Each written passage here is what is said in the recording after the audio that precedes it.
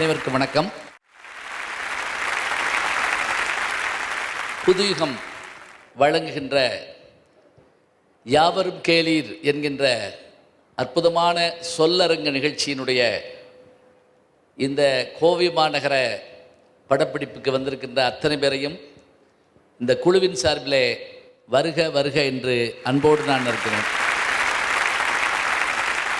புதுயுகம் தொலைக்காட்சி எப்போதும் புதுமை படைப்பது என்ற எண்ணம் நமக்கு உண்டு. என்ன புதுமை அப்படின்னா, இந்த பட்டிமன்றம், வழக்காடு மன்றம், பேச்சரங்கம், அதில் வழக்கமாக நாங்களே வந்து எங்களோட இருக்கவங்களே பேசுவாங்க. அதற்கு பதிலாக இந்த மாதிரியான திறமைசாலிகள் எங்கெல்லாம் இருக்காங்களோ, உங்கள் வீட்டில் இருக்கலாம், எங்கள் வீட்டில் இருக்கலாம், நம்ம வீட்டில் இருக்கலாம், எந்த ஊரில் வேணாலும் இருக்கலாம், அவர்களையெல்லாம் இன்றைக்கு மேடையேற்றி அழகு பார்த்து அவர்களை சாதனையாளர்களாக மாற்ற வேண்டும் என்பதற்காகவே ஒரு அருமையான தலைப்பை தேர்ந்தெடுத்திருக்கிறாங்க. மாணவர்களை சாதனையாளர்களாக மாற்றுவது வீட்டு சூழலா, கல்லூரி சூழலா, சமுதாய சூழலா, இந்த மூன்று தான் இன்றைக்கு தலைப்பு. இது மூணு தான் ஐயா, இப்படி சொல்லக்கூடாது, அது எல்லாருக்கும் தெரியும். எது சிறப்புன்னு சொல்லணும். இப்போ நாங்கள் பேராசிரியர்கள், எங்களுக்கு என்ன ஒரு சந்தோஷம் அப்படின்னா, எப்படி தேர்வு எழுதினாலும் திருத்தரப்போ ஒரு வேறுபாடு காட்டுவோம். வேறுபாடுன்னா என்ன? அவர் சரியாக எழுதியிருந்தால் அவரை பாராட்டுவோம், அவர்கிட்ட குறைபாடு இருந்தால் சுட்டி காட்டுவோம், வேற ஒன்றும் இல்லை. அதுவும் நான் வகுப்பறையில் பார்த்துருக்கேன். எப்போ வகுப்பறை மிக அமைதியாக இருக்கும்னா, அந்த பேப்பர் கொடுக்குறோம்ல, அப்போ தான் இப்படி ஒரு அமைதி நிலவும், மௌன அஞ்சலி மாதிரி இருப்பாங்க எல்லாரும். ஒரு வாத்தியார் பேப்பர் கொடுத்தார். இந்த பக்கம் 98 மார்க் வாங்கிட்டு ஒரு பொண்ணு தேம்பி தேம்பி அழுதுச்சு, 2 மார்க் போச்சு.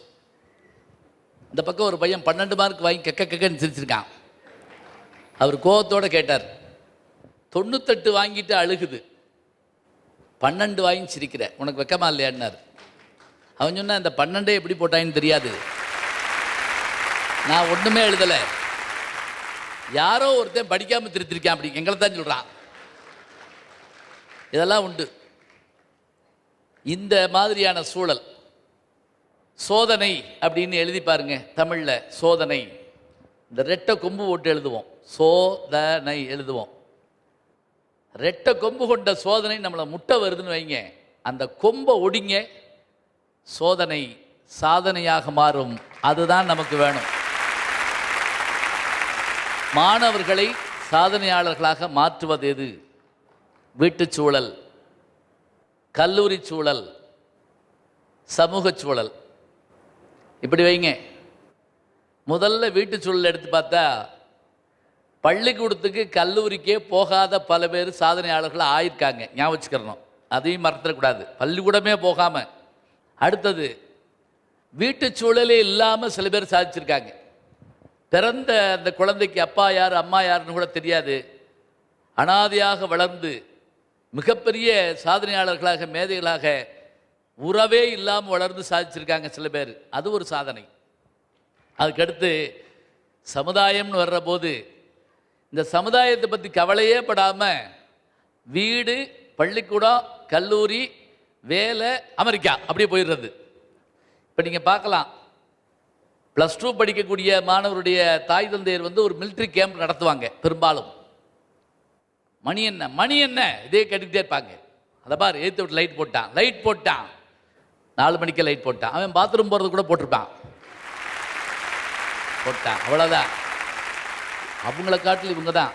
இன்னும் 4 பேர் வந்து இதை சொல்லிவிட்டு போவேன், பார்த்து சார், +2 படிக்கிறான் பையன், ஆரம்பிக்க போதான், இனிமே தான் உங்களுக்கு சோதனை. இது நமக்கு ரொம்ப பயமாக இருக்கும். ஒரு கல்யாண வீட்டுக்கு, என்னுடைய உறவினர் வீட்டுக்கு போயிருந்தேன். எங்கள் சொந்தக்காரங்க வந்திருந்தாங்க. உங்கள் பையன் பொண்ணு வரலையான்னு கேட்டேன். மெதுவாக வந்து காதில் சொன்னார், +2 படிக்கிறான் அப்படின்னாரு. இது ஒன்றும் பயங்கரமான விஷயம் இல்லைன்னு. +2 படிக்கிறான், எங்கேயும் வரமாட்டான், யார் மூஞ்சிலையும் முழிக்க மாட்டான், கொஞ்ச நாள் கழித்து எங்கள் மூஞ்சிலையும் முழிக்க மாட்டான்.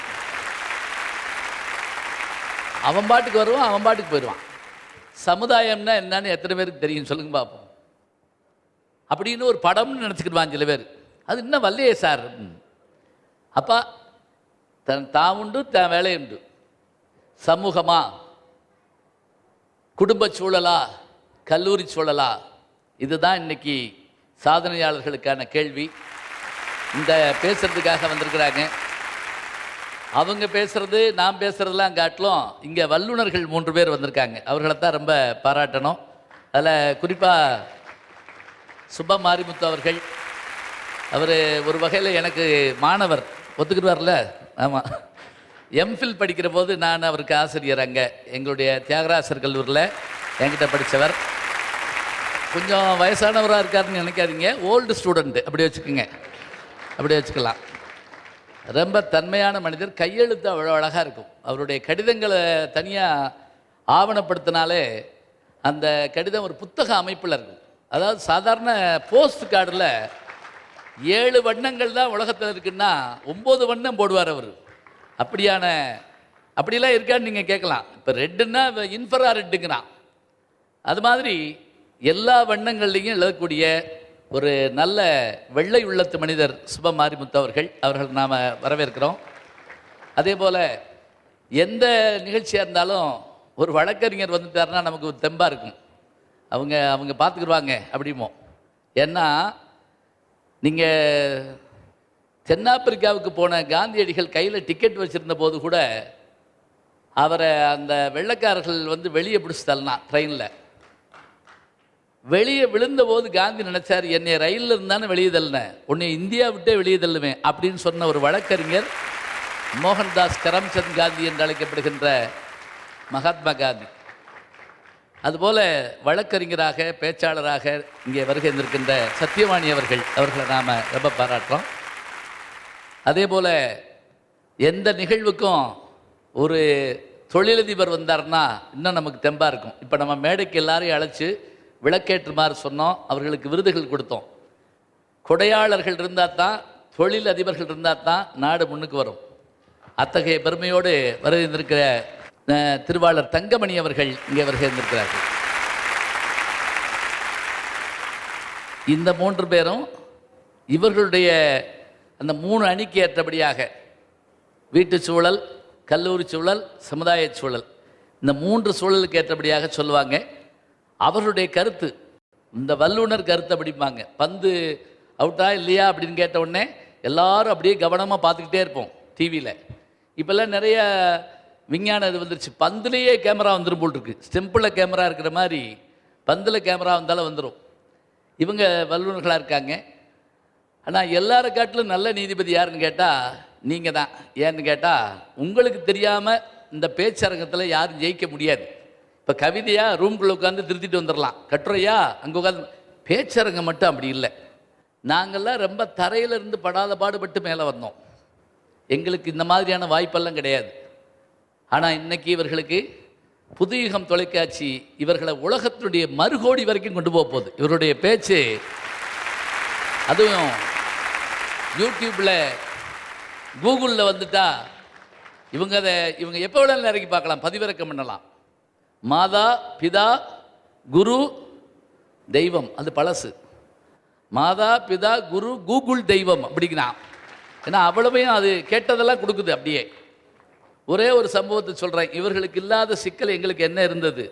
சுபமாரிமுத்தே என் கூட எல்லாம் பேச வந்திருக்கிறார், அவருக்கு தெரியும். ஒரு சின்ன கிராமத்துக்கு போயிருந்தோம், மதுரை மாவட்டத்தில், ரொம்ப தூரம் தள்ளி. அந்த ஊரில் திருவிழா. ஊருக்கு வெளியில் எங்களை பட்டிமன்றத்துக்கு போட்டாங்க, ஏற்பாடு பண்ணியாச்சு. போயாச்சு, 5 பேர் போயிட்டோம்.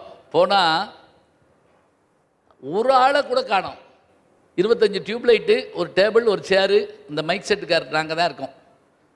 நான் கேட்டேன், ஒருத்தருக்கு காணமேன்னு. வருவாங்க, பேசுங்க, மனோதைரியம் தான் முக்கியம். நல்ல வேலைங்க, பேசி ஆரம்பித்த 10 நிமிஷத்தில் ஒரு கழுதை வந்துச்சு. உண்மையிலே கழுதை வந்துச்சு. 20 நிமிஷம் கழித்து இன்னொரு 4. நேரம் ஆக ஆக கழுதைகளாக வந்துக்கிட்டே இருக்குது. நான் பயந்து போய் என்ன கழுதையாக வருதுன்னு கேட்டேன். அப்புறம் அந்த ஊருக்காரர் சொன்னார், இது கழுதையை படுக்கிற கழுதை பொட்டல், இது இடம் கிடைக்காம இங்கே போட்டோம், நல்லா கேட்கும், கவலைப்படாமல் பேசுங்க. வேறு வழி இல்லை, ஆரம்பித்து பேசுகிறோம். அப்புறம் வந்துட்டாங்க, மக்கள் வந்துட்டாங்க, உட்காந்துக்கிட்டாங்கன்னு வச்சுக்கோங்க. உட்காந்து பட்டிமன்றம் பிரமாதமாக 3 மணி நேரம் பேசிட்டோம். முடித்த உடனே என் கூட வந்த ஒரு பேராசிரியர் எனக்கு கை கொடுத்து கண் கலங்கிட்டார். அப்படியே என்னையா அப்படின்னு கேட்டேன். இன்னைக்கு தான் என் மனம் நிறைவாக இருந்ததுனாரு. என்ன ஏன் அப்படின்னேன். நான் பேச போகிறேன்னு சொன்னப்ப எங்கள் அப்பா கேட்டார், எந்த கழுதை கேட்கும்னு பேச போகிறேன் அப்படின்னு கேட்டார். 42 கழுதை கேட்டு இங்கே உட்காந்து நான் சிறந்த பேச்சாளன் ஆயிட்டேன். இதில் நான் சொல்கிறதுல மிக ஏதும் இல்லை. என்னுடைய மேடை பயணங்கள்ங்கிற நூலில் எழுதியிருப்பேன். உண்மை வெறும் புகழ்ச்சி இல்லை. எதுவாக இருந்தாலும் அந்த சிரமத்தை ஏற்றுக்கொண்டு, அதெல்லாம் பயணப்படுகிற போது இருக்கிற கஷ்டங்கள் அதெல்லாம் நம்ம பார்க்கணும்.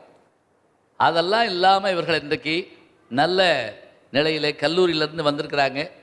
இப்போது இந்த யாவரும் கேளீர் என்கின்ற பேச்சரங்கம் தொடங்குகிறது. மாணவர்களை சாதனையாளர்களாக மாற்றுவது வீட்டுச் சூழலா, கல்லூரி சூழலா, சமுதாய சூழலா? இதோ தொடங்குகிறது பேச்சரங்கம்.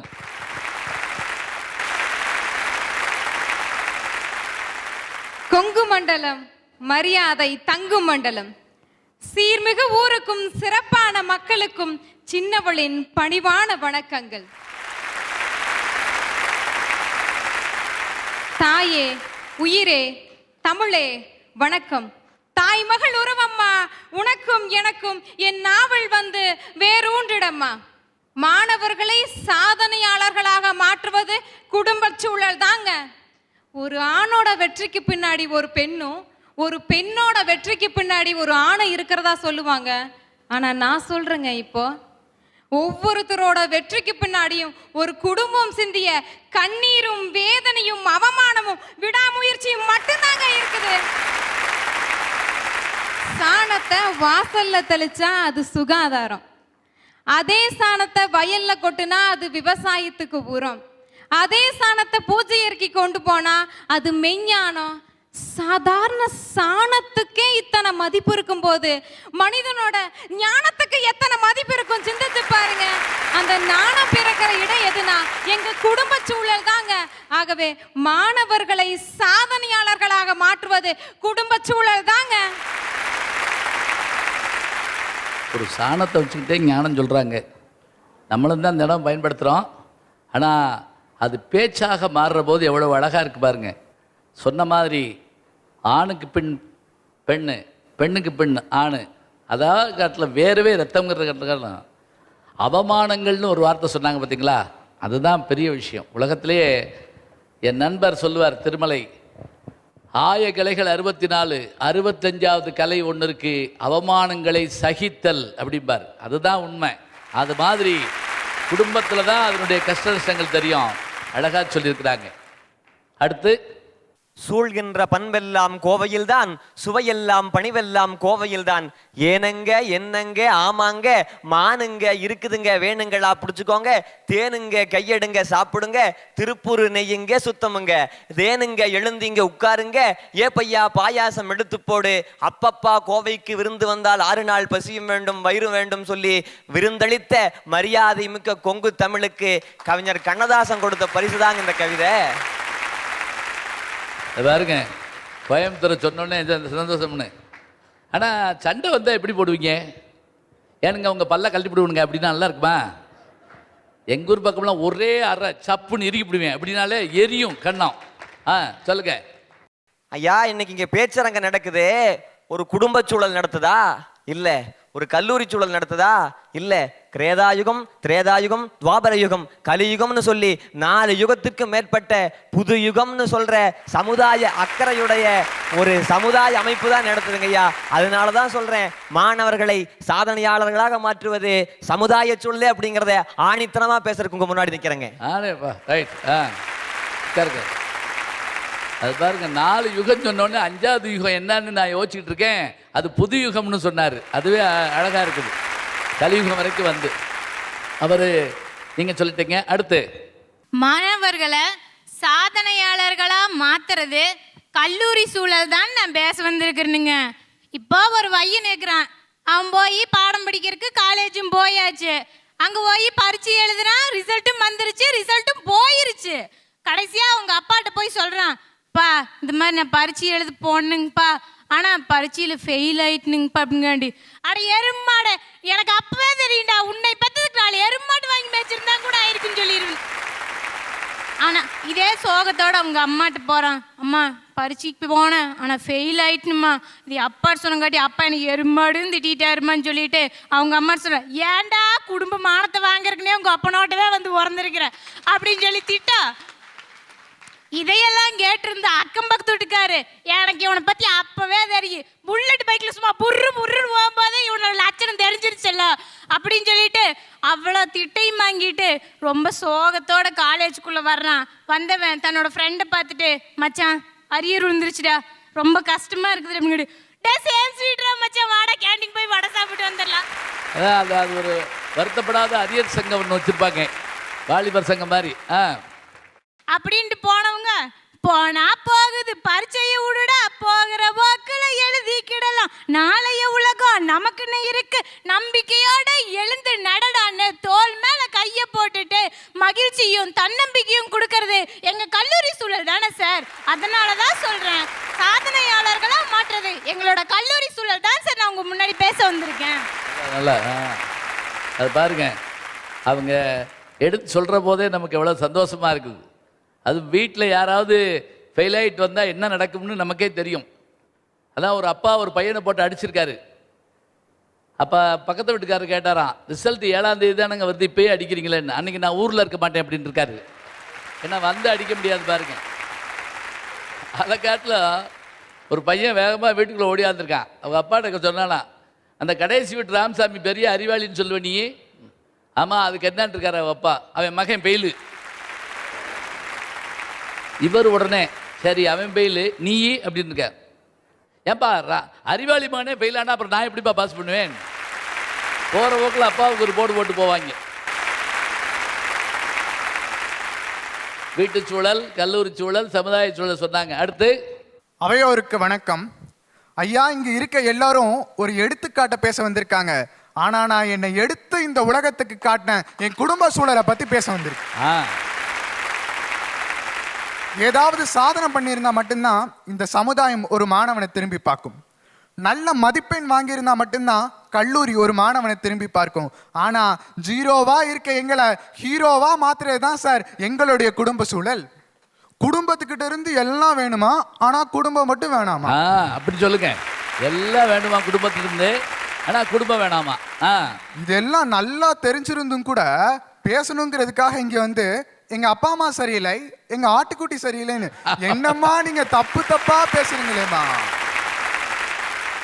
ஐயா, நீங்க கல்லூரிக்கு போங்க, போகாம இருங்க. சமுதாயத்துல நல்லவனா மாறுங்க, மாறாம போங்க. ஆனா உங்களுக்கு மாணவர்களை சாதனையாளர்களாக மாற்றுவது குடும்ப சூழல் தான் புரிஞ்சு ஆகணும். நடிக்கிற போது நான்லாம் படுற பாட்டை பார்த்தீங்கன்னா, பரம்பரை நடிகன்ல பஞ்சத்துக்கு நடிகன் நான்லாம். நண்பர் கமலஹாசன் அவர்களுடைய அந்த ஒரு நல்ல குணம் என்னை வந்து படத்தில் நடிக்க வச்சது உங்களுக்கு தெரியும். நான் பல இடத்துலலாம் சொல்லியிருக்கிறேன். முந்தா நாள் கூட ஒரு ஷூட்டிங்கில் இருந்தால் வந்தேன். மீட்டிங்க்கும் ஷூட்டிங்க்கு என்ன வித்தியாசம்னா, இதில் நாங்கள் பேசுகிறது எப்படின்னு சொன்னால், ஒரு 10 நிமிஷம் பேசுவோம், 4 மணி நேரம் சும்மா இருப்போம். ஒரு அணித்தலைவர் பேசிட்டு சும்மா இருப்பார். அங்கே 4 மணி நேரம் நாம் பேசணும்னு நினச்சாலும் கூட 1 நிமிஷம் பேச சொல்லுவாங்க. காலையில் 7 மணிக்கு மேக்கப் போட்டு சாயங்காலம் 6:30 மணிக்கு கூப்பிட்டு அப்படியா அப்படின்னு கேட்கணும். அது வரைக்கும் நான் உட்காந்துருக்கணும்.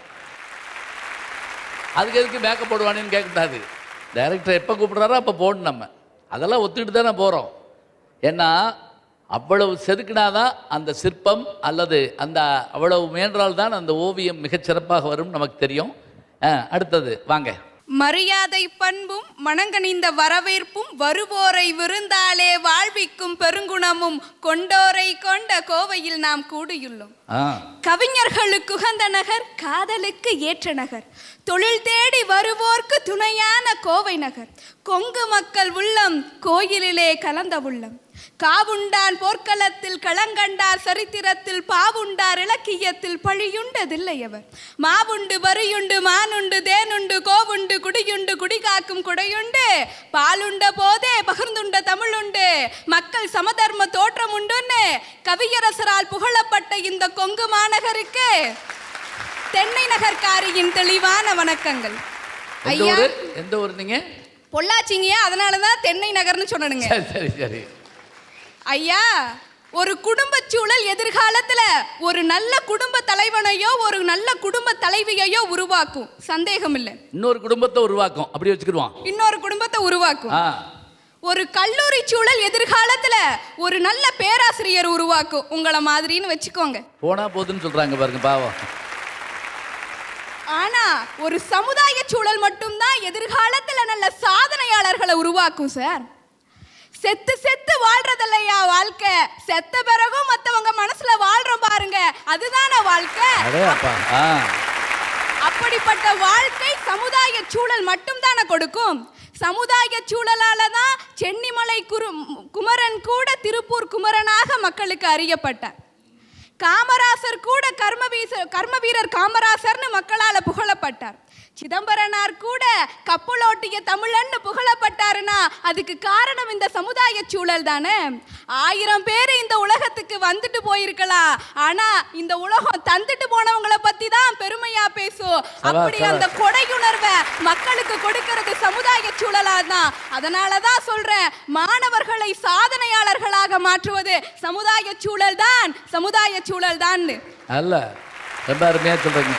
அந்த இவங்க சொன்ன ஒரு 3 பேரும், அதாவது கர்ம வீரர் காமராஜர், சென்னிமலை குமரன் திருப்பூர் குமரன், அதே போல் கப்பலோட்டிய தமிழன், இந்த 3 பேர் வீட்டுக்குள்ளேயே உட்காந்துருந்தாங்கன்னா என்ன ஆயிருக்கும்? வீட்டுக்குள்ளே கப்பலோட்டி இருக்க முடியுமா?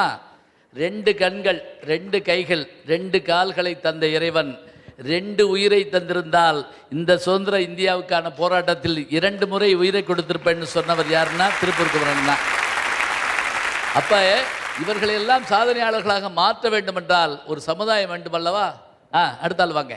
அனைவருக்கும் வணக்கம். ஐயா, தாமஸ் ஆல்வா எடிசனும் எங்கள் அப்பாவும் ஒன்று தாங்க. எங்கள் அப்பாவுக்கு மொத்தம் முத்தான 3 பிள்ளைகள்னு சொல்ல வந்தேன். அந்த படிக்காத மேதை இந்த நாட்டுக்காக ஒரு பல்பை தான் கொடுத்தாரு. ஆனால் படிக்காத எங்கள் அப்பா இந்த நாட்டுக்காக எங்கள் அக்கா ஒரு டீச்சராகவும், என் அண்ணனை ஒரு இன்ஜினியராகவும், என்ன வருங்கால வழக்கறிஞராகவும் மாற்ற இருக்காரு. அடையாப்பா, அப்படிப்பட்ட குடும்ப சூழல் தான் சார் ஒவ்வொரு மாணவனையும் சாதனையாளராக மாற்றும். என்கிட்ட வந்து இந்த உலகத்திலே மிக சிறந்த புத்தகம் எதுன்னு கேட்டிங்கன்னா நான் என்ன சொல்லுவேன் தெரியுமா? அப்பான்னு தான் சொல்லுவேன். ஏன்னா எத்தனையோ கஷ்டங்களும் அவமானங்களும் இருந்தாலும் கஷ்டங்களையும் அவமானங்களையும் தன்னுக்குள்ளே புதைத்து கொண்டு சிரித்து கொண்டே நம்பிக்கையூட்டுகின்ற தந்தைக்கு நிகரான ஒரு புத்தகம் இந்த உலகத்தில் வேற எங்கேயுமே இல்லை சார். நான் சின்ன பிள்ளையா இருக்கும்போது எங்கள் அம்மா என்னை இடுப்பில் தூக்கி நான் பார்த்த உலகத்தை நீயும் பாருடா மவனே அப்படின்னு சொன்னான். அதுவே எங்கள் அப்பா என்னை தோளில் தூக்கி நான் பார்க்காத உலகத்தையும் நீ பாருடான்னு சொன்னார். அப்படிப்பட்ட குடும்ப சூழல் தான் சார் ஒவ்வொரு மாணவனையும் சாதனையாளராக மாற்றுறது குடும்ப சூழல் தாங்க. அடையாப்பா, அது பாருங்க, 2 விஷயம் சொன்னார். அம்மா இடுப்பில் தூக்குனது தான் பார்த்ததை பார்க்கவான், அப்பா தோளில் தூக்குறது தான் பார்க்காததையும் அந்த பையன் பார்க்கணுங்கிறதுக்காகத்தான் தோளில் தூக்கி வச்சுக்கிட்டாருன்னு. அப்பாங்கிறது ஒரு அழகான புத்தகம்னு சொல்கிறார். ரொம்ப கேட்கவே நல்லா இருக்குது, ரொம்ப நல்ல விஷயம். அழகான பெண்களுக்கும் அழகான ஆண்களுக்கும் வணக்கம். என்னப்பா கை தட்ட மாட்டீங்களா? அவங்களுக்கே டவுட் போல. நீங்க யாரையோ சொல்றீங்களாக்குன்னு உட்காந்துருந்தோம். சரி, ரைட்டு, ஓகே, தேங்க்யூ. அப்புறம் ஐயா, ஒரு மாணவன் வந்து அப்பா இல்லாமல் ஒருத்தர் இன்ஜினியர் ஆக முடியுமா? முடியும்.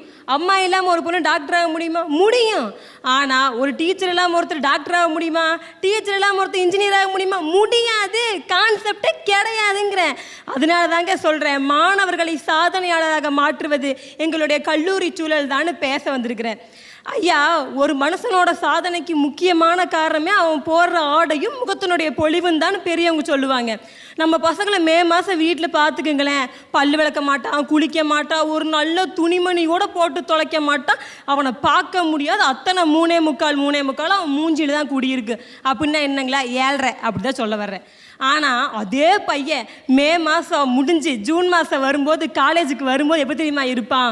4 மணிக்கு அலாரம் வச்சு எந்திரிச்சு 3 வாட்டி பல்லு தேய்ச்சி 4 வாட்டி குளிச்சு 7 சட்டையை மாற்றி போட்டு 8 வாட்டி தலைவேறி 9 வாட்டி அதை களைச்சி விட்டு டிப்பு டாப்பாக வருவாங்க. கமல், அஜித், விஜய், சூர்யா எல்லாம் தோத்து போகணும். பைக்கில் வந்தான்னா என்ன இருந்தாலும் அஜித் மாதிரி இருப்பான். மாதவன் கமல் மாதிரி இருப்பான். ட்ரெஸ்ஸையே மாத்துறது எங்கள் காலேஜ் தாங்க. சாதனைக்கு அடிப்படை அதுதான் பேச வந்திருக்கேன். ஐயா, ஜாதி மதங்களை தாண்டி யோசிக்கிறது தான் சாதனைக்கு முதல் படியே. அப்படி பார்க்கையில் எங்கள் காலேஜில் மட்டும்தான் ஒரு இந்துவனுடைய பொங்கலும், ஒரு கிறிஸ்தவனின் அப்பமும், ஒரு முஸ்லீமின் பிரியாணியும் ஒன்றாக பரிமாறப்படும் ஒரே ஆலயம் எங்கள் கல்லூரி தானே. வேற எதுங்க எங்களை சாதிக்க வச்சிட முடியும்? அதனால சொல்லிக்கிற மாணவர்களை சாதனையாக மாற்றுவது எங்க கல்லூரி தான் ஆணித்தனமா சொல்றேனுங்கய்யா. பாருங்க, ரெண்டாவது இந்த 3க்கு லீவு கிடைக்கும் நமக்கு. கிறிஸ்மஸாக இருந்தாலும் லீவு கிடைக்கும், ரம்ஜானாக இருந்தாலும் லீவு கிடைக்கும், தீபாவளியாக இருந்தாலும் லீவு கிடைக்கும். அழகாக சொல்கிறாங்க. அது பாருங்க, கவனமாக அந்த பையன் 3 தடவை பல் விளக்கி 4 தடவை குளிச்சு 7 தடவை சட்டை மாற்றி, ஏன் அப்படியே பொம்பளை பிள்ளைக்கு சொல்லப்படாதா? 2 பேர்த்துக்கு தான். அதை மாத்திரம் சொல்ல மாட்டாங்க. யாராவது கேட்டால் தான் அது ரொம்ப ஞாபகமே வரும். சரி, இப்போ இந்த 7 பேரும் சொல்லி முடிச்சிட்டாங்க.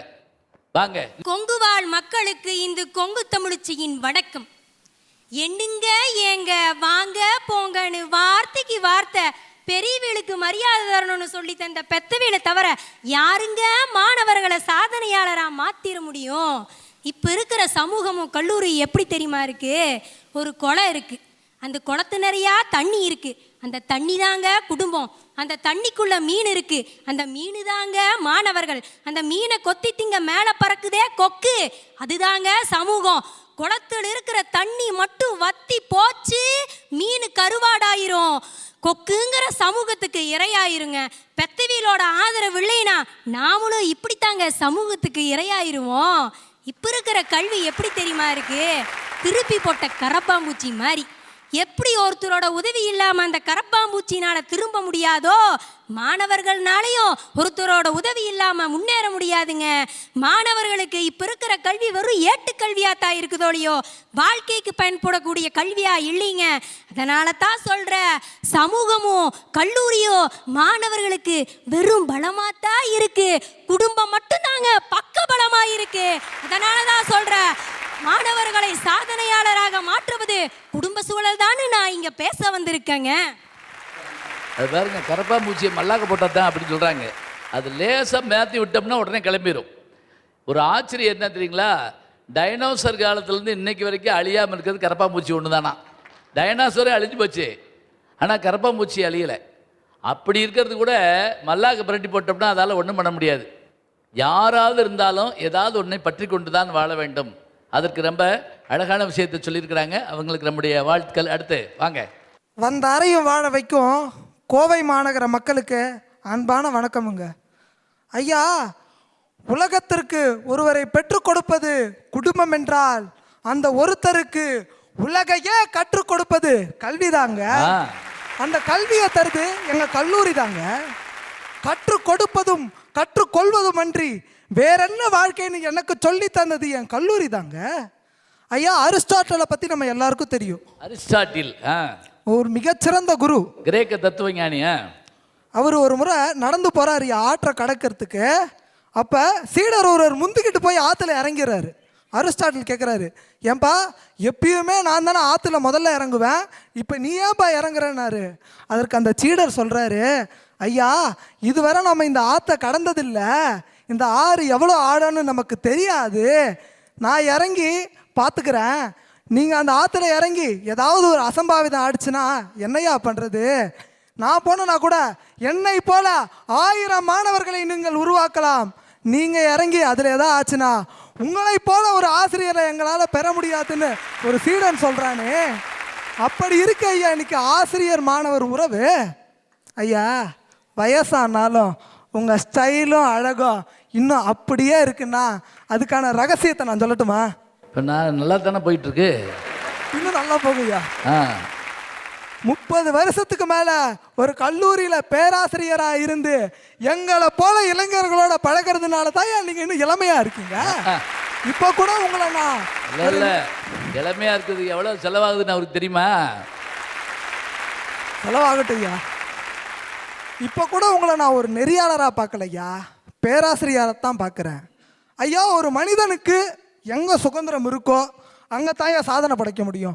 அப்படி ஒரு மாணவனுக்கு எங்கே சுதந்திரம் இருக்கிறதோ அங்கே தான் சாதனை படைக்க முடியும்.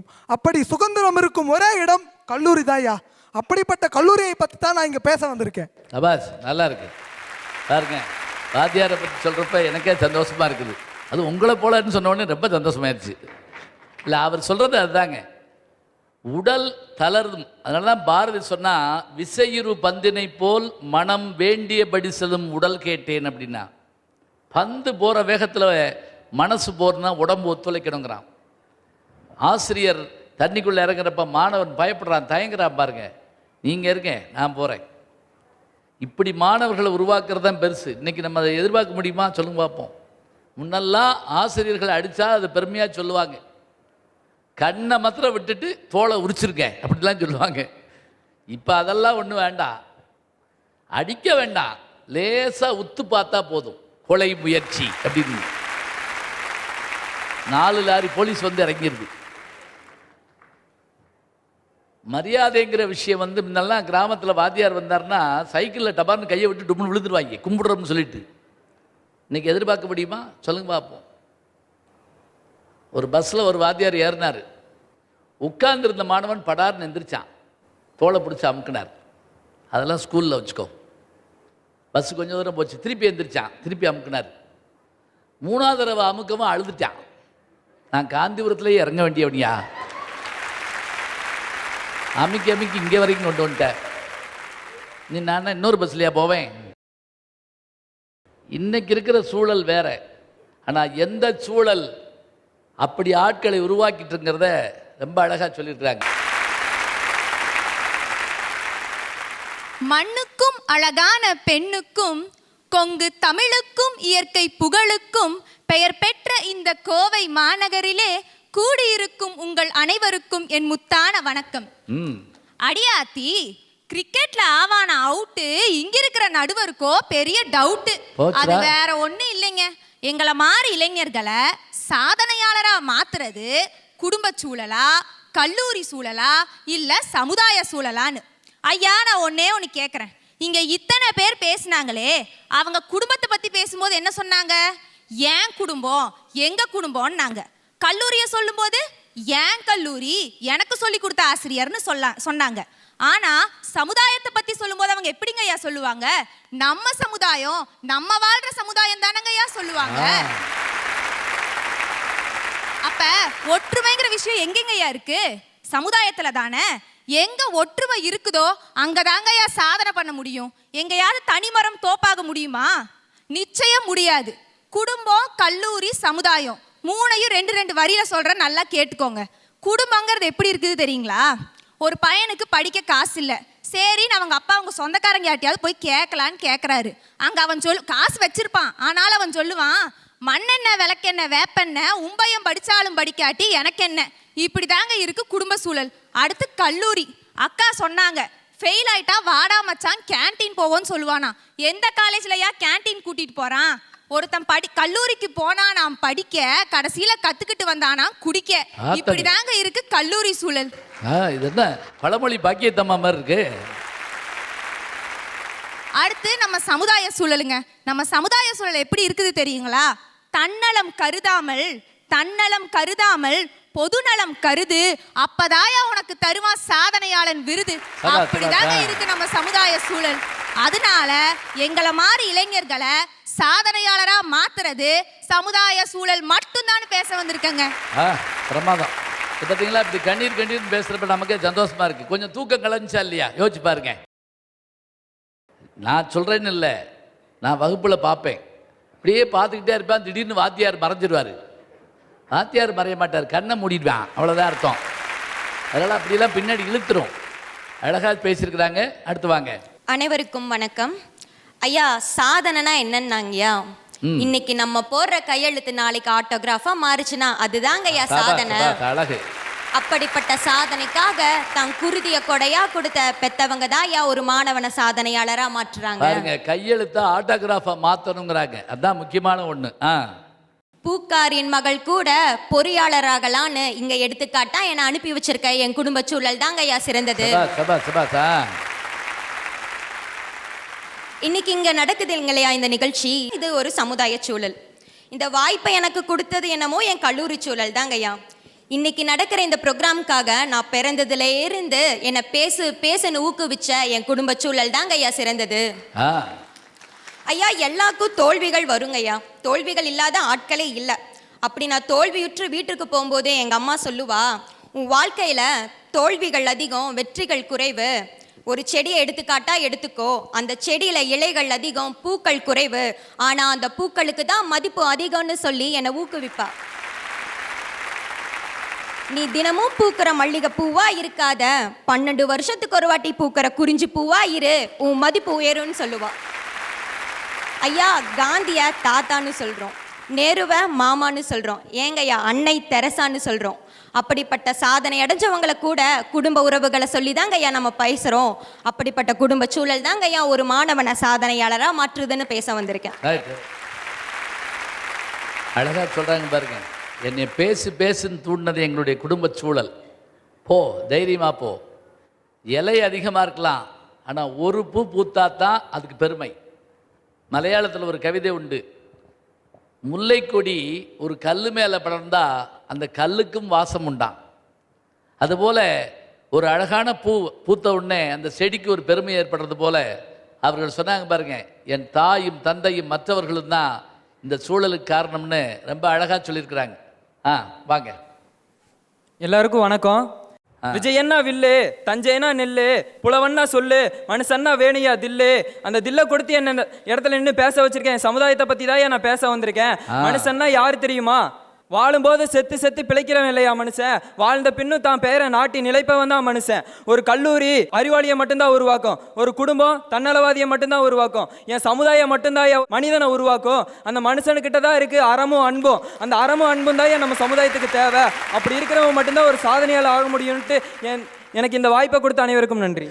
அப்பா ஆளை விட்டா போதும்னு ஓடிடுவார் போல் இருக்கே. அவர் சொன்னார் பாருங்க, ஒரு வீடு ஒரு மனிதனை உருவாக்குற போது, மாணவனை உருவாக்குற போது அவன் சம்பாரிச்சு போடுவான், அவன் நமக்கு பயன்படுவான்னு நம்பும். அதுபோல் ஒரு கல்லூரி அதுபோல் ரிசல்ட் வர்ற போது எங்கள் கல்லூரி மாணவன் சொல்லும். ஆனால் ஒரு சமுதாயம் தான் அவனுக்கு பெரிய பாடங்களை கற்பிக்குது.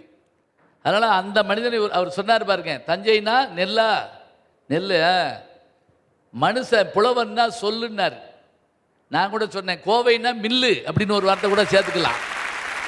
இப்போ வேறு மாதிரி சொல்கிறதா இருந்தால் என்ன செய்யணும்? மனுஷன்னா கையில் செல்லு அப்படின்னு சொல்லணும். ஏன்னா வேறு வழி இல்லை. பல்லு இல்லாத கிளவியை கூட பார்த்துடலாம், செல்லு இல்லாத மனுஷனை பார்த்துட முடியுமா? ஜென்மத்துக்கு பார்க்க முடியாது, இந்த ஜென்மத்துக்கு பார்க்க முடியாது. அனைவருக்கும் வணக்கம். அன்பு பாசம் வேணும்னா குடும்பத்துக்கு போகலாம், பக்தி வேணும்னா கோயிலுக்கு போகலாம், அனுபவம்னு ஒன்று வேணும்னா கல்லூரிக்கு தானேயா நம்ம போகிறோம். அப்படி அனுபவத்தை தேடி நரேந்திரன் ராமகிருஷ்ணரிடம் போனதால தான் விவேகானந்தர்னு ஒருத்தர் நமக்கு இப்போ கிடைச்சாரு. அவரை எல்லாம் நம்ம தலையில தூக்கி வச்சு ஆட காரணமும் அந்த ஆசிரியர் தானே. அப்படிப்பட்ட ஆசிரியர் தான் ஒரு மாணவனை சாதனையாளனா ஆக்குதுன்னு இங்கே நான் பேச வந்திருக்கேன். பேரறிஞர் அண்ணா இருக்கிறாருல்ல, அவர் எல்லாத்துக்குமே தெரிஞ்சிருக்கும். அவர் கல்லூரியில் படித்தப்ப அவருடைய முதல்வரை பற்றி அழகாக சொல்லியிருப்பார். முதலாவது ஆண்டில் அவர் சர்வாதிகாரி மாதிரி தெரிஞ்சாராமா, 2வது ஆண்டில் அவர் முதல்வர் மாதிரி தெரிஞ்சாராம், 3வது ஆண்டில் அவர் சக தோழனா தெரிஞ்சாராமாங்க. அப்படி அவர் தோழரா தெரிஞ்சு அவர் திறமைகளை எல்லாம் அறிஞ்சதால தான் இன்னைக்கு பெரிய பேச்சாளராகவும் ஒரு பெரிய அரசியல்வாதியாகவும் நம்ம முன்னாடி அவர் தெரிஞ்சிருக்காரு. இல்லாட்டி தெரிஞ்சிருப்பாரா அவரு? அழகா இன்னொரு விஷயத்தையும் சொல்லலாங்க. திறமை என்பது உனது சம்பாத்தியம் அல்ல, திறமை என்பது உனது சம்பாத்தியம் அல்ல, உனக்குள் விதைக்கப்பட்ட விதைன்னு ஒரு புதுமை கவிஞன் சொல்லியிருக்கான். அப்படிப்பட்ட திறமைய பெரிய விருட்சமா கொண்டு சாதனையாளனா மாத்துறது கல்லூரி சூழல் இல்லையா? நமக்கு எல்லா அனுபவத்தையும் சொல்லி கொடுக்கும்போது ஆசிரியர்கள் வில்லனா தெரியலாம், ஆனா நம்ம வாழ்க்கையை நாமே வாழ ஆரம்பிக்கும் போது தான் அவங்கள ஹீரோவா தெரியுறாங்க. அப்படிப்பட்ட கல்லூரி சூழல் தான் மாணவர்களை சாதனையாளராக்குதுன்னு சொல்லி என் உரையை முடிக்கிறேன். நன்றி, வணக்கம். நன்றி நன்றி நன்றி. ஒவ்வொருத்தர் டோன்லையும் ஒவ்வொரு செய்தி இருக்கு, நீங்க பார்த்துட்டே வரலாம். இந்த மாதிரி வர்றதுனுடைய நோக்கம் என்ன அப்படின்னா, 100 புத்தகங்களை படித்த ஒரு செய்தி நமக்கு கிடைக்கணும். இன்றைக்கி நமக்கு படிக்க நேரம் இல்லைங்கிறோம்.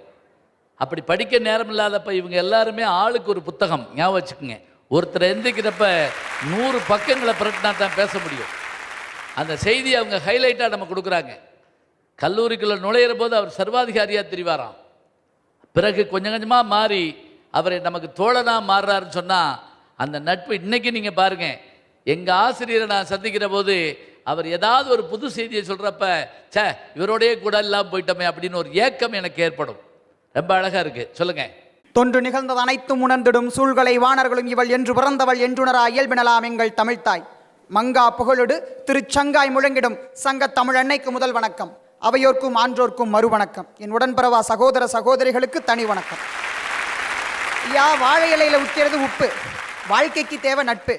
மாணவர்களை சாதனையாளர்களாக மாற்றுவது சமுதாய சூழலும் கல்லூரி சூழலும் தான் இவங்களாம் பேச வந்திருக்காங்க பாத்தீங்களா? அது ரொம்ப தப்பு. நல்ல வேளை இது ரொம்ப மப்புன்னு சொல்லாம போனாரு. என்னுடைய கருத்தை சொல்றதுக்கு முன்னாடி தம்பியை பத்தி நான் ஒரு வார்த்தை சொல்லணும். தம்பி சொன்னவங்களை பேராசிரியரா பாக்குறதான் பெருமைன்னு நினைக்கிறேன். அவனுக்கு மட்டும்தான் அப்படின்னு நினைக்கிறேன். ஏன்னா சமுதாயத்தில் அத்தனை பேர் உங்களை ரஜினி முருகன்ல ஹீரோக்கு அப்பாவாகவும், சிவா மனசில் சக்தியில ஹீரோயினுக்கு அப்பாவாகவும், போராளி படத்தில் உங்களை ஒரு நல்ல குடும்ப தலைவராக பார்க்குற குடும்ப சூழலில் குடும்ப உறுப்பினர்களாக வச்சு பார்க்கும்போது தான் சந்தோஷமா இருக்கிறாங்க. அடே அப்போ அதுக்கெல்லாம் எப்படி பணம் கொடுத்தாங்க தெரியுமா? அடுத்ததான் வந்துட்டு ஒரு திறமை என்பது வெளிப்பட்டாதான் அவன் சாதனையாளன். இந்த சமுதாயத்தில் திறமை வெளிப்படுறதுக்கு முன்னாடி குடும்ப சூழல் தான் திறமை சுட்டி காட்டப்படுது, கல்லூரி சூழலில் திறமை வெளிப்படுது, சமுதாயத்தில் அது வெளியேற்றப்படுது. ஆக முதல்ல ஒரு திறமையானது சுட்டி காட்டப்பட வேணும். அதுதான் என்னுடைய அடிப்படை வாதம். இதை வந்துட்டு ஒரே வந்து வாழ்க்கை தத்துவத்தை ஒரு தத்துவத்தில் சொல்லலாம் அப்படின்னு நினைக்கிறேன். நீங்கள் சட்டைக்கு பட்டன் போடுவீங்க இல்லையா? அந்த பட்டனில் முதல் பட்டனை தப்பாக போட்டால் அதுக்கு மேலே போடக்கூடிய எல்லா பட்டனும் தப்பாக தான் வரும். அந்த மாதிரி தான் முதல் பட்டன் தப்பாக போடப்பட்டுட்டா கடைசியில் எல்லா பட்டனும் தப்பாக தான் வரும். ஆரம்பத்தில் நம்ம குடும்பத்தில் திறமையை சுட்டி காட்டினா மட்டும்தான் அது கடைசியில் நம்மளுக்கு வெற்றியை தேடித்தரும். இந்த சாதனை பண்ணுறது அப்படிங்கிறத இன்னொரு தத்துவத்தில் நான் சொல்லுவேன். இந்த பிரித்து வச்ச சாம்பார் பொட்டில் இருக்குது தெரியுங்களா, அதுதான் சாதனை பண்ணுறது. இதெல்லாம் எங்கேயே யோசிப்பீங்க? பிரித்து வச்ச சாம்பார் பொட்டலம் இருக்காயே, அது எந்த பக்கம் கொட்டும்னு தெரியாது. அதே தான் அந்த சாதனை பண்ணுறதுங்கிறது. கரெக்டாக வெள்ளை வேட்டியில் கொட்டு பார்த்துருக்கீங்களா? பிரித்து வச்சதுக்கு அப்புறம் எந்த பக்கம் நான் சாயம் அப்படின்னு நம்ம காத்துட்டு இருக்கும்போது அது எந்த பக்கம் கொட்டினாலும் அதை காப்பாற்றுறதுக்கு ஒரு நூல் கிடைக்குது பார்த்தீங்களா? அந்த நூல் தாங்க குடும்ப சூழல். அதை வச்சிருக்கிற அந்த கவர் கல்லூரி சூழல். அதுக்கிட்ட இருந்து எந்த அளவுக்கு திறமையை வெளியேற்றணும், அது வெளியேற்றப்படுற பாத்திரம் தான் சமுதாய சூழல். எந்த இடத்துக்கு அது போகணும் அதெல்லாமே அந்த நூல் தான் தீர்மானிக்கும். ஆக அந்த குடும்ப சூழல் தான் சாதனையாளர்களை உருவாக்குது. சாதாரண மனிதனை இந்த உலகம் திரும்ப பார்க்கும், சாதனை மனிதர்களைத்தான் இந்த உலகம் திரும்ப திரும்ப பார்க்கும் என்று கூறி மாணவர்களை சாதனையாளர்களாக மாற்றுவது குடும்ப சூழலே அப்படின்னு நான் சொல்லி விடுகிறேன். அழகா இருக்கு பாருங்க. இந்த நமக்கு புது ஓமையை கேட்டால் சந்தோஷமா இருக்கு. வழக்கமாக பழைய பழைய ஓமைகள்லாம் சொல்லிக்கிட்டே இருப்போம். புதுசாக ஏதாவது சொன்ன உடனே அப்படியே ஒரு ஆச்சரியம் வருது. ஓமை என்னன்னா அணில தாய் அப்படிம்பாங்க. அதை விளங்காத விஷயத்த விளங்க வைக்கணும்னா ஒரு உதாரணம் சொல்லணும்னா அதான் ஓமையா. அவள் அழகா சொன்னார். அதுவும் பிரித்து வச்ச சாம்பார் பொட்டம் சொன்னார் பாருங்க, ரொம்ப அபாரமான ஒன்று. அது சாப்பிட்ற பசியில் சில பேர் கொட்டினாலும் மண்ணோடு அள்ளி தின்னுடுவாங்க, வேற வழி இல்லை. இப்போ மாணவ செல்வங்கள் யாவரும் கேளீர் என்ற நிகழ்ச்சியில் பேச்சரங்கத்தில் ஒரே ஒரு சுத்து வந்துட்டாங்க. நானும் நீங்களும் கேட்டோம். இப்போ வல்லுநர்கள் கேட்டால் தான் நமக்கு நல்லா இருக்கும். அவர்களுடைய வாய்மொழி அவங்க என்ன சொல்கிறாங்கன்னு பார்த்துடலாம், பேசலாம். நீங்கள் அனைவருக்கும் வணக்கம். இப்பொழுது இங்கு 14 பிள்ளைகள் பேசினார்கள். 14 பிள்ளைகளும் 3 தலைப்பில் பேசினார்கள். இந்த 3 தலைப்பிலுமே இவர்கள் பேசியதை கேட்டு 350 பேர்களிலே 14 பேர்கள் தேர்வு செய்யப்பட்டு இங்கு வந்து நீங்கள் அமர்ந்திருப்பது தான் நீங்கள் செய்த மிகப்பெரிய சாதனை. இந்த சாதனை உங்கள் பெற்றோரால் வந்திருக்கலாம், உங்கள் கல்லூரியால் அல்லது பள்ளிக்கூடத்தால் வந்திருக்கலாம். ஆனால் உங்களுடைய பேச்சு என்றைக்கு சமுதாயத்தை நோக்கி சமுதாயத்திற்காக பயணப்பட போகிறதோ அன்றுதான் நீங்கள் உண்மையான சாதனையாளர்களாக மாறுவீர்கள் என்ற ஒரு பணிவான ஒரு செய்தியை உங்களுக்கு நான் பதிவு செய்ய ஆசைப்படுகிறேன். பேசிவிட்டு போவது என்பது ஐயாவோடு 30 ஆண்டுகளாக நாங்கள் இந்த பேச்சு மேடையிலே பயணப்பட்டு கொண்டிருக்கிறோம். 30 ஆண்டுகளாக பேசுகின்றவர்கள் எல்லோருமே இந்த இடத்திற்கு வரவில்லை. ஆனால் ஒரே ஒரு ஞானசம்பந்தம் இங்கு அமர்ந்திருக்கிறார் என்று சொன்னால் அதற்கு அவர் பட்ட கஷ்டம், அவர் கொடுத்த விலை, பட்ட அவமானங்கள் அத்துணையும் எனக்கும் அவருக்கும் நன்றாகவே தெரியும். இந்த சாதனை செய்வதற்கு அவர் அவருடைய தகப்பனார் மிகச்சிறந்த ஒரு தமிழாசிரியர். அவர் சொல்லிக் கொடுத்த அந்த தேவார திருவாசக பெரிய புராணங்கள் இன்னும் அவர் எத்தனை பாடல்கள் மனப்பாடமாக சொல்வார் என்று எனக்கு தெரியும். குடும்ப சூழல். அவர் வளர்ந்த கல்லூரி தமிழ்நாட்டிலேயே தமிழுக்கு பெயர் போன மதுரை தியாகராயர் கல்லூரியில் படித்து பட்டம் வாங்கி அங்கே பணி செய்தவர். கல்லூரி சூழலாகவும் இருக்கலாம். ஆனால் அதையெல்லாம் மீறி இந்த சமுதாயத்தில் மற்றவர்கள் போற்றுகின்ற ஒரு திசையை நோக்கி பயணப்பட வேண்டும் என்று சொன்னால் சமுதாய நோக்கு அங்கு இருக்க வேண்டும். கொங்கு மண்டலத்தில் உபசரிப்புக்கு பெயர் போனவர்கள் என்று சொன்ன உடனே கொங்கு சமுதாயமே கைதட்டுகிறீர்களே, அதுதான் இங்கு சமுதாய நோக்கு. இது என்னுடைய முதல் சுற்றாக வைத்துக்கொண்டு இன்னும் என்னுடைய பேராசனுக்கு முன்பாக பேசுகின்ற பல ஆண்டுகளுக்கு பிறகு ஒரு வாய்ப்பு கிடைத்திருக்கிறது. இது எனக்கு ஒரு தேர்வு. எனவே நிச்சயமாக இந்த சமுதாய நோக்கோடு வாழுகின்ற மனிதர்களை மட்டும்தான் சமுதாயம் மதித்துக் கொண்டிருக்கிறது. ஒரே ஒரு நிமிடத்தில் முடித்துக் கொள்கிறேன் ஐயா அவர்களே. இன்றைக்கு செல்வத்திற்கு அதிபதியான லட்சுமி, நம்முடைய சமயத்திலே செல்வத்திற்கு அதிபதி லட்சுமி என்று சொல்லுவார்கள். அந்த லட்சுமியினுடைய படம் நம்முடைய ரூபாய் நோட்டுகளிலே இல்லை. இந்த சமுதாயத்திற்காக சட்டை அணியாமல் அரை நிர்வாண பக்ரியாக வாழ்ந்து மரித்து போனாரே மகாத்மா காந்தி அவர்கள், அவருடைய படம் தான் இன்றைக்கு இருக்கிறது என்று சொன்னால் இது ஒன்றே சான்றாக இருக்கும் என்று நம்பி முதல் சுற்றுவாதத்தை நிறைவு செய்கிறேன். அருமையா இருக்கு. அவர் எவ்வளவு பெருமையாக சொல்றார் பாருங்க. ஆசிரியர் முன்னாடி பேசுறதே எவ்வளவு சந்தோஷமா இருக்குது. அது உண்மையான விஷயம் என்னன்னு கேட்டிங்கன்னா, எத்தனை பெரிய விஷயமா இருந்தாலும் உலகத்தில் ஒரு சம அந்தஸ்தை தருவது எது என்று கேட்டால் கல்விதாங்க. அழகா சொல்றாங்க, அரசோடு என்னை சரியாசனத்தில் வைத்த தாய் அப்படிங்கிறார் காளிதாசர் சொல்ற போது. ராஜா உட்கார்ற சேரோட சேர்ந்து உட்கார முடியுமா? ஜனாதிபதியோட உட்கார்ந்து சேர உட்கார முடியுமான்னா முடியுமா? எப்ப சரஸ்வதி தேவியினுடைய அருள் இருந்தால். அடுத்து அனைவருக்கும் வணக்கம். அன்னை சொன்ன மாதிரி கடந்த 5 நாட்களாக தேர்வுக்கு வந்து தேர்ச்சி பெற்று இந்த 14 மாணவர்களும் இங்கே இருக்கிறார்கள்.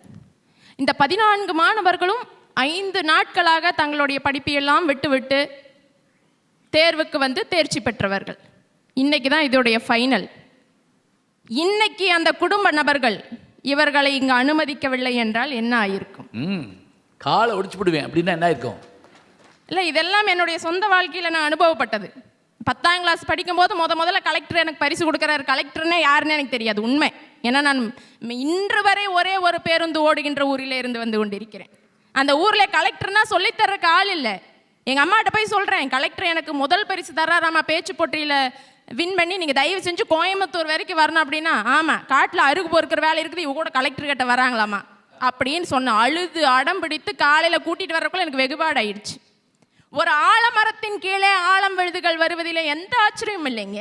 ஒரு பாலைவனத்திலே ஒரு ஆலமரத்தை உருவாக்கக்கூடிய திறம் யாருக்கு இருக்கு தெரியுமா? குடும்ப சூழலுக்கு இருக்கு. ஒவ்வொரு மனிதனும் தன்னை சுய பரிசோதனை செய்து கொள்ளும் ஒரு லேப் நம்மளுடைய குடும்பம் இல்லைங்களா? ஒவ்வொரு மனிதனும் தான் சமுதாயத்தில் எப்படி நடக்கணும், மற்றவங்க கிட்ட எப்படி பழகணும், மற்றவங்க கிட்ட போனால் எந்த கருத்தை கேட்கணும் கேட்கக்கூடாதுன்னு தன்னை ஒரு சுய பரிசோதனை செய்து கொள்கிற இடம் குடும்பம். கல்லூரி ஒவ்வொரு மாணவனுக்கும் ஏட்டுக்கல்வியை சொல்லித்தரலாம். சமுதாயம் ஒவ்வொரு மாணவனுக்கும் அனுபவ கல்வியை சொல்லித்தரலாம். ஆனால் குடும்பம் தான் சூழ்நிலை கல்வியை சொல்லித் தருகிறதுன்னு சொல்லிட்டு என்னுடைய முதல் சுற்றுவாதத்தை முடித்துக் கொள்கிறேன். அருமையா சொல்றாங்க. கலெக்டர்கிட்ட போய் விருது வாங்குறது தான் எவ்வளோ பெரிய விஷயம். ஆனால் கலெக்டர் இருக்கட்டும், கருதறதுக்கு ஆள் இல்லை உட்காரு அப்படின்னு சொன்னால் எப்படியான தலைமுறையில் நம்ம வெளியே வந்திருக்கோம்னு யோசிச்சு பாருங்க. ஏன் அவர் வீட்டில் வந்து கொடுக்க சொல்லப்படாதா அப்படின்னு கேட்காம போனாங்க அவங்க அம்மா. ஏன்னா அப்படித்தான் இருந்தது. நமக்கான சூழல் தெரியலை. அப்போ எப்படி கொண்டு வரணுங்கிற விஷயத்த குடும்பத்தை பற்றி ரொம்ப அழகாக சொல்லியிருக்காங்க. அடுத்து வாங்க. அனைவருக்கும் எனது மாலை வணக்கம். இங்கே இருக்கிற 14 பேர் 5 நாளாக வந்துட்டு பல சுற்றுகளை முடிச்சுட்டு இங்கே வந்து அமர்ந்திருக்காங்க ஒரு தன்னம்பிக்கையோட. ஆமாம், அந்த தன்னம்பிக்கை கொடுத்தது வந்துட்டு அவங்களுடைய கல்லூரி. இப்போ ஜெயிச்சுட்டு வருவேன் அப்படின்னு கொடுத்தது கல்லூரி. சகோதரி சொன்னாங்க அவங்களுடைய வீட்டில் இன்னைக்கு அனுமதிச்சிருந்தா தான் அவங்களால வந்திருக்க முடியும் அப்படின்னு சொல்லிட்டு. நான் சொல்கிறேன், 5 நாளைக்கு முன்னாடி கல்லூரி இருந்த அந்த நம்பிக்கையில் தான் அவங்க முதல் சுற்றுக்குள்ளேயே வந்தாங்க. இன்னொரு சகோதரி பேசும்போது சொன்னாங்க தன்னம்பிக்கை அப்படின்னு சொல்லிட்டு.